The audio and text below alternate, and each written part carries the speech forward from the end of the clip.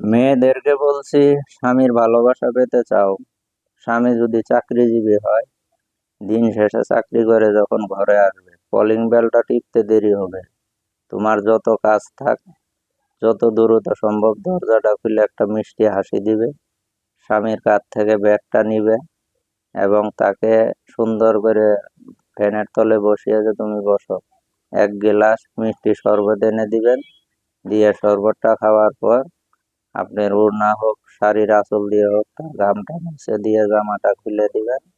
দিয়ে বলবেন তুমি একটু রেস্ট নাও, নিয়ে হাত পাও, হাত মুখ ধুয়ে ফ্রেশ হয়ে আসো, আমি তোমার জন্য চা নাস্তা রেডি করছি। ওই স্বামী জীবনে আপনাকে দেখবেন মাথায় তুলে রাখবে।